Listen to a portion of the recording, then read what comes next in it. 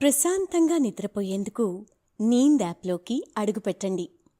ఈ క్షణమే నీంద్ యాప్ను డౌన్లోడ్ చేసుకోండి. ఒత్తిడిని తగ్గించి ప్రశాంతమైన నిద్రలోకి మిమ్మల్ని తీసుకెళ్లే చక్కని కథలు, ధ్యాన పద్ధతులు, ఆహ్లాదకర సంగీతాన్ని మీరు నీంద్ యాప్లో మాత్రమే వినండి. నమస్తే, నేను మీ ఉమా. రచయిత్రి అమృత సేకరించి పంపిన పొట్టి శ్రీరాములు గారి జీవిత విశేషాల కథను ఇప్పుడు మనం విందాం. పొట్టి శ్రీరాములు గారు తెలుగువారి ఆత్మగౌరవానికి చిహ్నం. ఈయన ప్రత్యేక రాష్ట్రం కోసం ఆమరణ నిరాహార దీక్ష చేసిన అమరజీవి. ఇందులో ప్రత్యేకత ఏముంది? అప్పట్లో ఏం జరిగితే మనకేంటి? ఆ తర్వాత మళ్లీ రాష్ట్ర విభజన జరిగింది, మరో రాష్ట్రం వచ్చింది అని తేలికగా తీసుకోకండి. ఇది ఒక స్వార్థం లేని మనిషిని స్వార్థమై కమ్మేసి మింగేసిన కథ. భాషా ప్రయుక్త రాష్ట్రాల ఏర్పాటుకు కారణభూతుడైనవాడు. మహాత్మాగాంధీ బోధించిన సత్యము, అహింస, హరిజనోద్ధరణ అనే ఆశయాల కొరకు జీవితాంతం కృషి చేసిన మహనీయుడు. అసలు ఆయన ఎందుకు, ఎలాంటి పరిస్థితిలో ఆమరణ నిరాహార దీక్ష చేశారు అన్నదానికి వివరణ ఉంది. అసలు భాషా ప్రయుక్త రాష్ట్రంగా ఆంధ్ర రాష్ట్రం ఏర్పడాల్సిన అవసరం ఏం వచ్చింది? ఏముందండి, ఒక మనిషి ప్రతిరోజూ పాకులాడేది గుర్తింపు కోసమే కదా. ఎంతో కాలం తెలుగువారిని మద్రాసీయులని పిలిచేవారు. తెలుగు భాష ఖ్యాతిని పెంచిన కవులు, నేతలు ఎంతోమంది ఉన్నా తెలుగుదనానికి, తెలుగువారికి గుర్తింపు లేకుండా పోయింది. 1901 నుంచే కొన్ని చోట్ల తెలుగుకి, తెలుగువారికి గుర్తింపు లేదనే నిరసనలు మొదలయ్యాయి. మరి 1952లో ఆమరణ నిరాహార దీక్ష చేసి ప్రాణాలర్పించిన అమరజీవి అని ఒక్కడి గురించే ఎందుకు చెప్పుకోవాలి? ఈ వివరాలు తెలుసుకునే ముందు సౌకర్యవంతమైన స్థితిలోకి వెళదాం. మీకు ఇష్టమైన రీతిలో పడుకొని అన్ని లైట్లను ఆఫ్ చేసి మీ కళ్ళు మూసుకోండి. నెమ్మదిగా గాలి పీలుస్తూ పూర్తిగా లోతైన శ్వాస తీసుకొని వదలండి. ఈ ప్రపంచాన్ని, ఇవాల్టి జ్ఞాపకాలను మెల్లగా పక్కకు నెట్టి నిద్రలోకి క్రమంగా జారుకొనే సమయమిది. మరోసారి నెమ్మదిగా గాలి పీలుస్తూ లోతైన శ్వాస తీసుకొని మీ శరీరంలోని ఒత్తిడిని బయటకు వదిలేయండి. ఇప్పుడు చేయాల్సిందల్లా విశ్రాంతి తీసుకోవడం, సేద తీరటం, మునుపటి స్థితికి రావటం. మీరు ఇప్పుడు మంచం మీద ఉన్నారు. రోజువారీ అలసట నుంచి మీ శరీరం విశ్రాంతి తీసుకుంటున్నట్లుగా మీకు అనిపిస్తుంది. కాళ్ల నుంచి మొదలుపెట్టి మీ అవయవాల్లోని ఒత్తిడిని ఒక్కొక్కటిగా బయటకు పంపించేయండి. మీకోసం అవన్నీ రోజంతా చాలా కష్టపడ్డాయి. కాబట్టి వాటికి విశ్రాంతి తీసుకునే అర్హత ఉంది. ముందుగా మీ పాదాల్లో మొదలైన విశ్రాంత అనుభూతి క్రమంగా మీ మోకాలి క్రింది భాగానికి చేరుతుంది. అక్కడి నుంచి మోకాళ్లలోకి ప్రవేశిస్తుంది. ఇప్పుడు మీ కాలి ఎగువ భాగాన్ని విశ్రాంతి తీసుకోనివ్వండి. ఈ విశ్రాంత అనుభూతి క్రమంగా మీ పొత్తికడుపు నుంచి వెన్నెముక మీదుగా ఎగువ వీపు వరకు వచ్చి తరువాత ఛాతీలోకి ప్రవహిస్తున్నట్లుగా గుర్తించండి. అక్కడి నుంచి మీ భుజాల్లోకి, తరువాత చేతుల్లోకి, చివరగా వేలి కొనల వరకు వెళ్తున్నట్లుగా అనుభూతి చెందండి. ఆపై మీ మెడ, తల, ముఖం వరకు ఆ అనుభూతి ప్రవహిస్తుంది. అప్పుడు మీ శరీరం మొత్తం ప్రశాంతంగా, రిలాక్స్డ్గా నిద్రకు సిద్ధంగా ఉంది. త్వరలో మీరు చక్కని నిద్రలోకి జారుకుంటారు. డ్రీమ్ ల్యాండ్లో ప్రశాంతంగా ప్రయాణిస్తారు. ఈ ప్రయాణం ఉదయం వరకు కొనసాగుతూ ఉంటుంది. కాబట్టి మీరు కథను వింటున్నప్పుడు మీ శ్వాసను కూడా అనుసరించండి. అద్భుతమైన నిద్రానుభవం కోసం మీ శరీరం మొత్తానికి విశ్రాంతినిస్తూ స్థిరంగా ఉండండి. శ్రీరాములు లాంటివారు ఒక 10 మంది ఉంటే చాలు, సంవత్సరంలో మన దేశానికి స్వాతంత్రం వచ్చేస్తుంది అని స్వయంగా మహాత్మాగాంధీ గారు మెచ్చుకున్నారు. సరే, పొట్టి శ్రీరాములు గారెవరు? ఆయన తెలుగువాడైతే గాంధీగారితో పరిచయం ఎలా ఏర్పడింది? ఈ నిరసనల జోలికి ఎందుకు వెళ్లారు? వెళ్ళినప్పుడెందుకు ఎవ్వరూ పట్టించుకోలేదు? ఈయన ఒక్కరినే బలి తీసుకున్న పరిస్థితులేమిటి? ఆయన అమరులయ్యి సాధించిందేమిటి అనే విశేషాలు తెలుసుకుందాం. పొట్టి శ్రీరాములు గారు 1901 మార్చి 16న మద్రాస్ జార్జ్ టౌన్ అన్నాపిళ్ళే వీధిలోని 165వ నంబర్ ఇంటిలో గురవయ్య మహాలక్ష్మమ్మ దంపతులకు జన్మించిన తెలుగువాడు. వారి పూర్వీకులది ప్రస్తుత ప్రకాశం జిల్లాలోని కనిగిరి ప్రాంతంలోని పడమటిపల్లె అనే గ్రామం. అప్పట్లో ప్రకాశం జిల్లా నెల్లూరు జిల్లాలో ఉండేది. 20 ఏళ్ల వరకు శ్రీరాములు గారి చదువు మద్రాసులోనే జరిగింది. తర్వాత బొంబాయిలో శానిటరీ ఇంజనీరింగ్ చదివాడు. తర్వాత గ్రేట్ ఇండియన్ పెనిన్సులార్ రైల్వేలో చేరి ఒక 4 ఏళ్లు అక్కడ ఉద్యోగం చేశాడు. ఉద్యోగం వచ్చిందని పెళ్లి చేశారు ఇంట్లో వాళ్ళు. అప్పట్లో ఆయన జీతం నెలకు 250 రూపాయలు. ఆయనకి 28 వచ్చినప్పుడు ఆయన జీవితాన్ని మలుపు తిప్పిన సంఘటనలు వెంటనే చోటు చేసుకున్నాయి. 1928లో వారికి పుట్టిన బిడ్డ అనుకోకుండా చనిపోవటం, తరువాత వెంటనే భార్య కూడా మరణించడంతో ఆయన కృంగిపోయారు. శ్రీరాములు గారికి జీవిత సుఖాలపై విరక్తి వచ్చేసి ఉద్యోగానికి రాజీనామా చేశాడు. ఆస్తిపాస్తులను తల్లికి, అన్నతమ్ములకు పంచిపెట్టాడు. వెంటనే తల్లి కూడా మరణించింది. ఇక ఇంట్లో ఉండలేక గాంధీజీని అనుసరించి సబర్మతి ఆశ్రమంలో చేరాడు. అప్పటికి స్వతంత్ర ఉద్యమాలు తీవ్రస్థాయిలో జరుగుతున్నాయి. నేను అసలు ఎవరికోసం బ్రతకాలి అనుకున్నప్పుడు దేశ స్వాతంత్ర్యం కోసం బ్రతుకు, కనీసం నీ వల్ల నీ తరువాతి తరాలు స్వేచ్ఛగా జీవిస్తారు అన్న స్వతంత్ర సమరయోధుల మాటలు ఆయన్ని స్వాతంత్రోద్యమంలోకి పిలిచినట్లు అనిపించింది. అసలే గాంధీగారి అనుచరుడు. 1930లో ఉప్పు సత్యాగ్రహంలో పాల్గొని జైలు శిక్ష అనుభవించాడు. తర్వాత మళ్లీ 1941, 1942 సంవత్సరాల్లో సత్యాగ్రహాలు, క్విట్ ఇండియా ఉద్యమాల్లో పాల్గొనడం వల్ల 3 సార్లు జైలు శిక్ష అనుభవించాల్సి వచ్చింది. దేశం కోసం హాయిగా అనుభవించి వచ్చాడు. అలాంటి సమయాల్లోనే ఆయనకి గాంధీగారితో మంచి మైత్రి ఏర్పడింది. గుజరాత్ రాష్ట్రంలోని రాజ్కోట్లో గ్రామ పునర్నిర్మాణ కార్యక్రమాల్లో పాల్గొన్నాక కృష్ణా జిల్లా కొమరవోలులో ఎర్నేని సుబ్రహ్మణ్యం నెలకొల్పిన గాంధీ ఆశ్రమంలో చేరాడు. 1943, 1944లో నెల్లూరు జిల్లాలో చరకా వ్యాప్తికి కృషి చేశాడు. కులమతాల పట్టింపులు లేకుండా ఎవరి ఇంట్లోనైనా భోజనం చేసేవాడు. ఆయన స్వతహాగా మొండిపట్టు ఉన్న వ్యక్తి. ఒకసారి 1946లో నెల్లూరు మూలపేటలోని వేణుగోపాలస్వామి ఆలయంలో హరిజనుల ప్రవేశం లేదని తెలుసుకొని ఈ భేదభావాలు ఏమిటని ప్రశ్నిస్తూ నిరాహార దీక్ష చేసి సాధించాడు. ప్రశాంతంగా నిద్రపోయేందుకు నీంద్ యాప్లోకి అడుగుపెట్టండి. ఈ క్షణమే నీంద్ యాప్ను డౌన్లోడ్ చేసుకోండి. ఒత్తిడిని తగ్గించి ప్రశాంతమైన నిద్రలోకి మిమ్మల్ని తీసుకెళ్లే చక్కని కథలు, ధ్యాన పద్ధతులు, ఆహ్లాదకర సంగీతాన్ని మీరు నీంద్ యాప్లో మాత్రమే వినండి. అలా ఆయన చుట్టూ ఉన్న జనాల కోసం తనని తాను అంకితం చేసుకోవడం మొదలుపెట్టాడు. మద్రాసు ప్రభుత్వం చేత హరిజనోద్ధరణ శాసనాలను ఆమోదింపచేశాడు. దీని ఫలితంగా వారంలో కనీసం ఒకరోజు హరిజనోద్ధరణకు కృషి చేయవలసిందిగా ప్రభుత్వం కలెక్టర్లకు ఉత్తర్వులిచ్చింది. ఇలా అనుకున్నది సాధించే వరకు నిరసన వ్యక్తపరిచిన నిస్వార్థ మనిషి శ్రీరాములు. గాంధీజీకి శ్రీరాములు గారంటే ప్రత్యేకమైన అభిమానంతో పాటు ఆయన మొండితనం మీద కాస్త చిరాకు కూడా ఉండేవి. అప్పుడే శ్రీరాములు వంటి కార్యదీక్షాపరులు 10 మంది ఉంటే 1 సంవత్సరంలోనే స్వాతంత్ర్యం సాధించవచ్చునని గాంధీజీ అనేవాడు.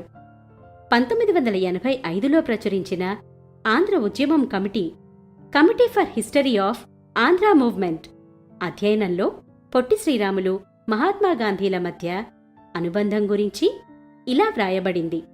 సబర్మతి ఆశ్రమంలో శ్రీరాములు సేవ చారిత్రాత్మకమైనది. ప్రేమ, వినయం, సేవ, నిస్వార్థతలు మూర్తిభవించిన స్వరూపమే శ్రీరాములు. సత్యాన్ని, అహింసను ఆరాధించే ప్రేమమూర్తి. దరిద్రనారాయణుల ఉద్ధతికి అంకితమైన మహానుభావుడు. శ్రీరాములు తన కర్తవ్య దీక్షలను ఉత్సాహంగా నిర్వహిస్తూ ఆశ్రమంలో అందరి మన్ననలను, కులపతి అయిన గాంధీ ఆదరణను చూరగొన్నాడు అని ఉంది. అది ఆయన మనస్తత్వం. సరే, మళ్ళీ 1946కి వెళదాం. ఆయన మొండితనం ఎలా ఉండేదంటే 1946 నవంబర్ 25న ఈ గాంధీ శిష్యుడు మద్రాస్ ప్రావిన్స్లోని అన్ని దేవాలయాలలోనూ హరిజనులకు ప్రవేశం కల్పించాలని ఆమరణ నిరాహార దీక్ష ప్రారంభించాడు. కొద్ది రోజుల్లోనే స్వాతంత్ర్యం రావచ్చునన్న ఆశాభావంతో కాంగ్రెస్ నాయకులు, సభ్యులందరి దృష్టి ఆ స్వాతంత్ర్యోద్యమంపైనే ఉంచామన్నారు. ఆ నాయకుల్లో ఒకరు ఆంధ్రకేసరి టంగుటూరి ప్రకాశం పంతులు గారు. కనుక శ్రీరాములు చేస్తున్న హరిజనుల దీక్షను మానుకోవాలని వారు సూచించినా ఆయన వినకపోయేసరికి ఇక వారు గాంధీని ఆశ్రయించారు. ఎలాగో గాంధీ శ్రీరాములకు నచ్చజెప్పి దీక్ష విరమింపజేశాడు. అప్పుడు మహాత్మాగాంధీ టంగుటూరి ప్రకాశంకు లేఖ రాస్తూ, అమ్మయ్యా, శ్రీరాములు దీక్ష నువ్వు చెప్పినట్లు విరమించుకోవడం నాకు సంతోషం. దీక్షను మానుకున్నాక నాకు అతను టెలిగ్రాం పంపాడు. అతను ఎంతో దీక్షాపరుడైన ఉద్యమకారుడైనా కాస్త తిక్క మనిషి అని రాశాడు. ఇలా చుట్టుపక్కల వారి కోసం నిరసనలు చేస్తున్న మొండివాడి జీవితం ఇలా సాగిపోతుంటే, మరోవైపు దేశానికి స్వాతంత్ర్యం వచ్చింది. మనం కలలు కన్న స్వాతంత్ర్యం వచ్చిందని అందరూ సంబరపడిపోయారు. కాని ఆ సంబరం 3 నాళ్ల ముచ్చటే అయింది. ఎందరో నాయకులు కలలు కన్న స్వేచ్ఛారాజ్యం రామరాజ్యంగా కాకుండా రావణకాష్టం అవుతోంది. దేశంలో రాజకీయ వ్యవస్థ వేడెక్కింది. శ్రీరాములు సంబరపడలేదు, కృంగిపోలేదు. ఆయనకి చేతనైనది చేస్తూనే ఉన్నాడు. జీవితం చివరి దశలో నెల్లూరులో ఉంటూ హరిజనోద్ధరణకు కృషి చేశాడు. దీనికి సంబంధించి నినాదాలను అట్టలకు రాసి మెడకు వేలాడేసుకొని ప్రచారం చేసేవాడు. కాళ్లకు చెప్పులు, తలకు గొడుగు లేకుండా మండుటెండల్లో తిరుగుతూ ప్రచారం చేసే ఆయన్ను పిచ్చివాడనేవారు. డబ్బున్నవారికి డబ్బు ప్రయోజనాల కోసం నినాదాలు చేస్తే వాళ్లు ఊరేగిస్తారు కాని, చదువురాని అమాయకుల వైపు పోరాడితే ఆ హరిజనులు, గిరిజనులు కూడా ఈయనని కీర్తించలేదు. చదువు, లోకజ్ఞానం లేనివారు, మైనారిటీవారు కాబట్టి. ఆ పిచ్చివాడే ఆంధ్రుల చిరకాల స్వప్నమైన ప్రత్యేక రాష్ట్రాన్ని సాధించేందుకు ప్రాణత్యాగానికి పూనుకున్నాడు. అది కూడా ఇంచుమించు ఓ వెర్రివాడి పనే. అసలు ఆ స్థితి ఎలా వచ్చిందంటే, అప్పటి రాజకీయ నేపథ్యంలో, అంటే 1946లో మద్రాసు ప్రెసిడెన్సీలో జరిగిన ఎన్నికలలో కాంగ్రెస్ విజయం సాధించిన తర్వాత ప్రకాశం పంతులు 1946 ఏప్రిల్ 30న మద్రాస్ ప్రెసిడెన్సీకి ప్రధానమంత్రి అయ్యారు. అప్పటికి మద్రాస్ కాంగ్రెస్ పార్టీ తమిళ నాయకుడు కామరాజ్. అయితే వీరు రాజాజీకి వ్యతిరేకం. కాని గాంధీజీ, నెహ్రూ వంటి నాయకుల ప్రధాన ఎంపిక రాజాజీ. మరి ఏం జరిగిందో, టంగుటూరి ప్రకాశం గారి మీద వివిధ అవినీతి ఆరోపణలు వచ్చి కేవలం 11 నెలలు మాత్రమే ఆయన ప్రభుత్వం కొనసాగింది. మహాత్మాగాంధీ ప్రకాశంను పార్టీ నిధులను ఉపయోగించటాన్ని తప్పుపట్టారు. ఇక ప్రకాశం కాంగ్రెస్ పార్టీకి రాజీనామా చేయాలని ఆదేశాలు వచ్చాయి. మరోవైపు స్వాతంత్ర్యం వచ్చాక కూడా ఇంకా మద్రాసీయులుగా పిలువబడుతున్న తెలుగువారు భాషా ప్రయుక్త రాష్ట్రం కావాలని పోరాటాలు మొదలయ్యాయి. ఆంధ్రోద్యమం పేరుతో మద్రాస్ ప్రెసిడెన్సీలో తెలుగు మాట్లాడే భాగాన్ని బ్రిటిష్ ఇండియాలో ప్రత్యేక రాజకీయ విభాగంగా గుర్తించాలని ప్రచారాలు మొదలయ్యాయి. రాజకీయాల్లో, ప్రభుత్వ ఉద్యోగాల్లో ఆధిపత్యం తమిళులదే. కాని తెలుగువారిని మాత్రం అణిచివేస్తున్నారని ఆంధ్ర ఉద్యమ నాయకులు ఆరోపించేవారు. ఇలా దేశవ్యాప్తంగా ఆరోపణలు ప్రారంభమయ్యేసరికి 1948లో జేవీపీ కమిటీ ఏర్పాటయ్యింది. అంటే జవహర్లాల్ నెహ్రూ, వల్లభాయ్ పటేల్, పట్టాభి సీతారామయ్య మెంబర్లుగా ఈ భాషా ప్రయుక్త రాష్ట్రాలను ఏర్పాటు చెయ్యాలా వద్దా అని తెలుసుకునే కమిటీ అన్నమాట. ఈ కమిటీకి ఆంధ్ర కాంగ్రెస్ సబ్ కమిటీ మెంబర్లు టంగుటూరి ప్రకాశం, బులుసు సాంబమూర్తి, ఎన్జి రంగా, కళా వెంకట్రావు అనే 4 తెలుగు సభ్యులు, మరో 4 తమిళ సభ్యులతో సబ్ కమిటీ వచ్చింది. ఈ కమిటీ వారు రాష్ట్రం విభజిస్తే మద్రాస్ పట్టణం ఎవరికి దక్కుతుందని ఆలోచించుకున్నారు. తమిళ నాయకులు రాష్ట్రం విభజన జరిగితే మద్రాస్పై తెలుగువారికి హక్కులు ఉండవని తేల్చారు. కోస్తా ఆంధ్ర, రాయలసీమ వారు ఎలాగో మద్రాసు కావాలని అనుకోలేదు. దానితో 1949 నవంబర్ 12న మద్రాస్ లేని తెలుగు రాష్ట్రం కోసం కమిటీ సభ్యులు సంతకాలు చేశారు. అయితే వేరే రాజధాని నిర్మించుకోవటానికి ₹1,00,00,000 జరిమానా ప్రభుత్వాన్ని కోరారు. 1950 ఏప్రిల్ నాటికి ప్రభుత్వం కూడా సరే అంది. కాని మధ్యలో జరిగిన కొన్ని కుట్రలకు మనం చెప్పుకునే దేశ శ్రేయస్సు కోరుకునే పిచ్చివాడు పొట్టి శ్రీరాములు గారు బలైపోయాడు. సంతకాలు చేసిన కొందరు సభ్యులే మద్రాస్ కావాలని తిరగబడ్డారు. మధ్యలో నీలం సంజీవరెడ్డి లాంటివారు కలిసి మద్రాసును తెలుగువారికివ్వకపోతే విడదీసిన రాష్ట్రాన్ని కేంద్రపాలిత రాష్ట్రం చెయ్యాలని పట్టుబట్టారు. పైగా మద్రాసులో మెజారిటీ తెలుగువారిదే అని వాదించారు. ఈ లోపల మహారాష్ట్ర కోసం అంబేద్కర్ డిమాండ్ మొదలవడంతో గుజరాతీయులు ఊరుకోలేదు. దానితో జేవీపీ కమిటీ భిన్నత్వంలో ఏకత్వంగా ఉండాల్సిన ఈ దేశం ఇలా ఎక్కడ పడితే అక్కడ విరిగిపోకూడదు అంటూ విభజనలను ఆపేసింది. మద్రాసు ఉమ్మడి రాష్ట్రంలో ప్రకాశం పంతులు గారికి, రాజాజీ రాజకీయానికి అధికారం పోయింది. అప్పుడప్పుడు ప్రకాశం పంతులు హైదరాబాద్ రాష్ట్రాన్ని సందర్శించి నిజాం అధికారంలో ఉన్నప్పుడే ప్రకాశం రజాకార్ల నాయకుడు కాసిం రిజ్వీని కలుసుకునేవారు. 1952లో ఆయన హైదరాబాద్ స్టేట్ ప్రజా పార్టీ అంటే హైదరాబాద్ స్టేట్ పీపుల్స్ పార్టీని స్థాపించారు. అయితే తెలుగువారంటే ఆరంభసూరులు మాత్రమే అని పుకారు పుట్టించారు. 1952లో మద్రాస్ సిటీ హార్బర్ ఎన్నికల్లో ప్రకాశం పంతులుకి ఘోర పరాజయం ఎదురైంది. కాంగ్రెస్ నాయకుడు కృష్ణారావు తమిళుల ఓట్లతో గెలిచాడు. దాంతో మద్రాస్లో తెలుగువారిది కాదు తమిళవారిదే మెజారిటీ అని తేలింది. తమిళుల హేళనలు, దౌర్జన్యాలు మితిమీరినా మనల్ని తెలుగువారని కాకుండా మద్రాసీయులు అని పిలిచేవారు. స్వాతంత్రం వచ్చాక కూడా మనకు గుర్తింపు పోలేదు. మద్రాసు మొదలు తంజావూరు వరకు తెలుగువారితో నిండిపోయింది. కాని తెలుగుకు ప్రాధాన్యత ఎందుకు లేదు? 1952 వచ్చిన ఆంధ్రావాళ్లంటే తెలియదు, మద్రాస్ వాళ్లమే అని ప్రపంచం ఎందుకనుకోవాలి అనే బాధ భరించలేక స్వామి సీతారాం అనే ఆయన గుంటూరులో ఆమరణ నిరాహార దీక్ష చేపట్టారు. రాజాజీ ప్రభుత్వం ఆయన శిబిరాన్ని అణిచివేసి సీతారాం దీక్షను భగ్నం చేసేవారు.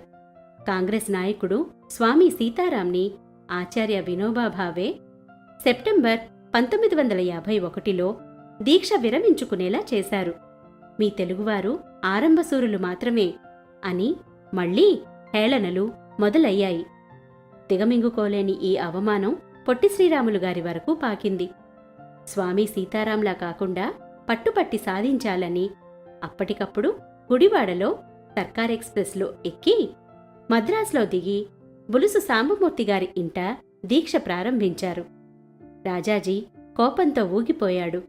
రాష్ట్రాన్ని ముక్కలు కానివ్వను అని సవాలు చేసి నెహ్రూకి కూడా హామీ ఇచ్చేశాడు. ఎవరైనా కాంగ్రెస్ వారు పొట్టి శ్రీరాములు నిరాహార దీక్ష వైపుకు వెళ్లారా వారి అంతు చూస్తానన్నారు. దీంతో కాంగ్రెస్ వాడైనా కూడా పొట్టి శ్రీరాములు ఒంటరివాడైపోయాడు. ఎర్నేని సాధు సుబ్రహ్మణ్యం తప్ప ఆయన వెంట ఎవ్వరూ లేరు. అయినా తన దీక్షను పొట్టి శ్రీరాములు వదల్లేదు.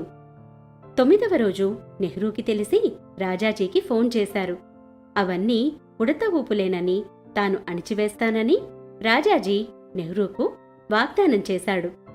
విచిత్రంగా స్థానిక తెలుగువారు లక్షల మంది ఉన్న మద్రాసు నగరంలో ఆదరణ లభిస్తుందని అనుకుంటే ఒక్కరూ అటువైపు రాలేదు. అది అక్కడున్న తెలుగువారి ఐక్యత. చాలా మామూలుగా ప్రారంభమైన దీక్ష క్రమంగా ప్రజల్లో అలజడి రేపింది.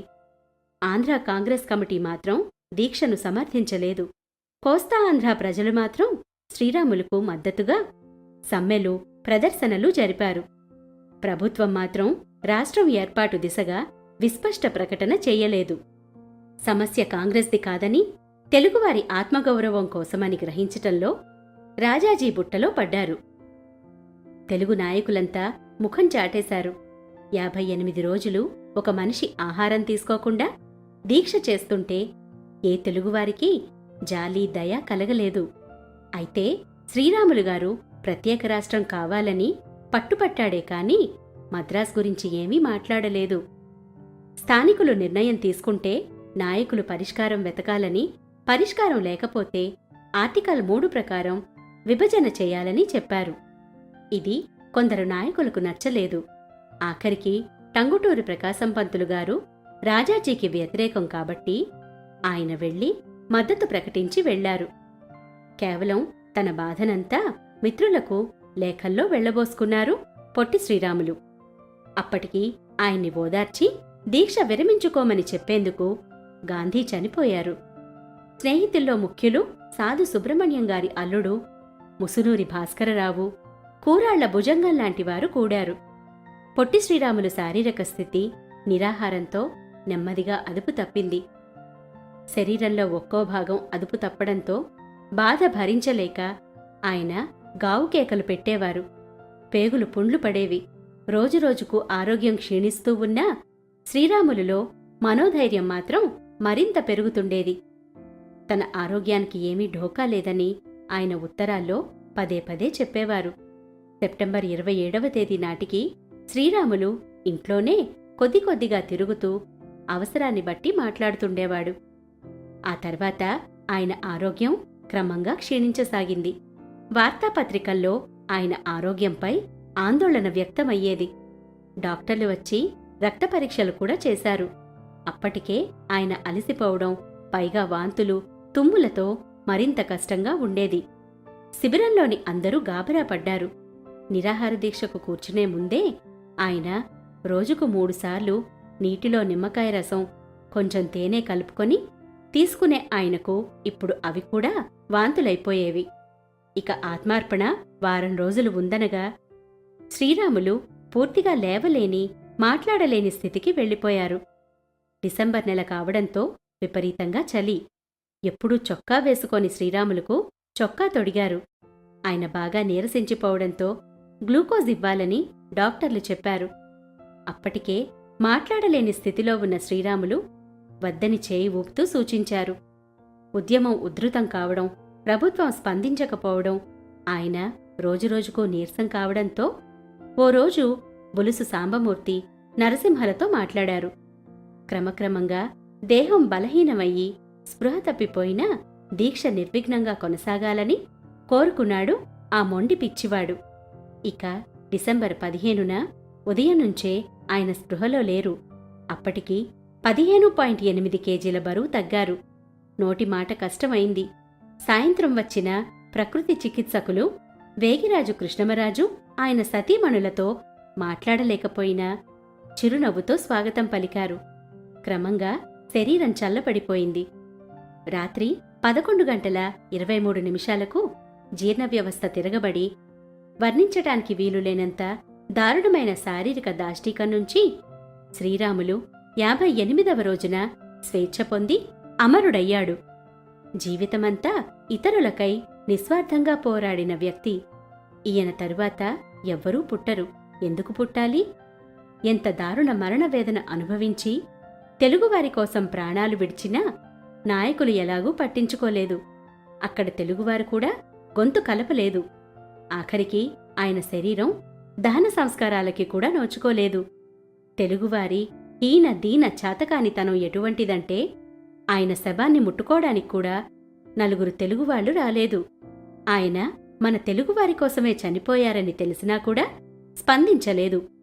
చివరి వరకు దీక్షలో తోడుగా ఉన్న సాధు సుబ్రహ్మణ్యం మన గుడివాడ వాళ్ళనైనా సహాయం అడిగి శవదహనం చేద్దామని ఆశయాన్ని చంపుకొని వ్యక్తిగత భిక్షగాడిగా గుడివాడకు చెందిన సినీ గాయకుడు ఘంటసాల దగ్గరకు వెళ్లి విషయం చెప్పి ఒప్పించి తెచ్చారు. ప్రశాంతంగా నిద్రపోయేందుకు నీంద్ యాప్లోకి అడుగుపెట్టండి. ఈ క్షణమే నీంద్ యాప్ను డౌన్లోడ్ చేసుకోండి. ఒత్తిడిని తగ్గించి ప్రశాంతమైన నిద్రలోకి మిమ్మల్ని తీసుకెళ్లే చక్కని కథలు, ధ్యాన పద్ధతులు, ఆహ్లాదకర సంగీతాన్ని మీరు నీంద్ యాప్లో మాత్రమే వినండి. ఘంటసాల వెంట మోపర్రుదాసు అనే కళాకారుడు నేను గుడివాడవాడినే అని వచ్చారు. తెలుగువాళ్ల కళ్ళు తెరిపించడానికి ఈ శవమే దిక్కు కావాలని ఒక ఎద్దుల బండి మాట్లాడి శవాన్ని అందులోకి ఎక్కించారు. అప్పటికప్పుడే ఆసువుగా ఘంటసాల తన వీరకంఠాన్ని ఎలుగెత్తి, తెలుగుజాతి పౌరుషం చచ్చిందని, చీమూ నెత్రూ లేని తెలుగుజాతి కోసం అసువులు బాసిన శ్రీరాములు నువ్వు అంటూ గొంతెత్తి పాడుతూ శవయాత్ర ప్రారంభించారు. ఎర్నేని సాధు సుబ్రహ్మణ్యం గారే అమరజీవి శ్రీరాములకు దహనక్రియలు, కర్మకాండ జరిపారు. సాటి తెలుగువాడికి ఇంతటి కష్టం వచ్చిందని మీ కళ్లలో నీళ్లు తిరుగుతున్నాయా? ఎంత పౌరుషాన్ని దాచుకున్నా, మనకి అక్కర్లేదనుకున్నా, మనకి లేదంటారా రోషం, ఐక్యత? ఉంది, ఖచ్చితంగా ఉంది. ఘంటసాల గారు ఊరేగింపుగా మద్రాస్ ప్రెసిడెన్సీ కాలేజీ మీదుగా శ్రీరాములు గారిని తీసుకువెళుతుంటే కాలేజీలో చదువుతున్న కుర్రాళ్ళు, విద్యార్థులు అమరజీవి జోహార్ అంటూ కదిలి వచ్చారు. వారితో ఇంకొంతమంది గొంతులు కలిపారు. కోస్తా, రాయలసీమలో ఆయన గురించి తెలిసి మెయిల్లో తెలుగువారు మద్రాసు రావటానికి ఆలస్యమైంది. సెంట్రల్ రైల్వే స్టేషన్కి చేరుకున్న ప్రకాశం పంతులు స్టేషన్ నుంచే పనికిరాని తెలుగుజాతి నా కొడకల్లారా అని గర్జించేసరికి ఇంకొంతమంది పోగయ్యారు. మన పొట్టి శ్రీరాములు మన కోసం శరీర త్యాగం చేశారు. ఆయన ప్రాణాలకి విలువ ఉండాలని తెలుగువారు తండోపతండాలుగా హింసాత్మక చర్యలకు పాల్పడ్డారు. మద్రాసులో జరిగిన ఆయన అంతిమయాత్రలో నినాదాలతో జనాలు ఆయన త్యాగనిరతిని కన్నీటితో మెచ్చుకున్నారు. కొన్ని గంటల్లో మద్రాసు నుండి విశాఖపట్నం వరకు ఆందోళనలు మంటల్లా పాకాయి. పోలీసు కాల్పుల్లో కొంతమంది ప్రజలు కూడా మరణించారు. కమ్యూనిస్టులు, సోషలిస్టులు కూడా కదిలి వచ్చారు. ఇంత ఆందోళనను అణిచివేయలేక డిసెంబర్ 19న మద్రాసు లేని ప్రత్యేక రాష్ట్రం ఏర్పాటు చేస్తూ ప్రధానమంత్రి జవహర్లాల్ నెహ్రూ ప్రకటన చేశాడు. ఇలా ఆయన బతికి దీక్ష చేస్తూ ఉన్నప్పుడు ఆయనకు తోడుగా ఎవ్వరూ రాకపోయినా, ఏ నాయకుడు పట్టించుకోకపోయినా మరణించి సాధించాడు మన పిచ్చివాడు శ్రీరాములు. సంబరపడకండి, కథ ఇంకా ఉంది. ఆంధ్రరాష్ట్రం ఏర్పడితే ఒక్కరోజు కూడా ఆంధ్రులు మద్రాసులో రాజధాని పెట్టుకోవడానికి వీల్లేదని, మరునాడే వెళ్లిపోవాలని రాజగోపాలాచారి తెగేసి చెప్పాడు. అయితే కాకతీయులు పాలించిన వరంగల్లు రాజధానిగా బావుంటుందని అంబేద్కర్ సూచించాడు. విజయవాడ కమ్యూనిస్టుల కంచుకోట కాబట్టి కాంగ్రెస్ వాళ్లు ఒప్పుకోలేదు. నెల్లూరు, చిత్తూరు నాయకులు మాకు మద్రాసు దగ్గరగా ఉన్న సౌకర్యం వదులుకోవాలా అని అలిగారు. కోస్తావాళ్లను మేము నమ్మం, రాజధాని రాయలసీమలోనే పెట్టాలని, లేకపోతే ఆంధ్ర రాష్ట్రమే వద్దని నీలం సంజీవరెడ్డి తదితరులు ఎదురు తిరిగారు.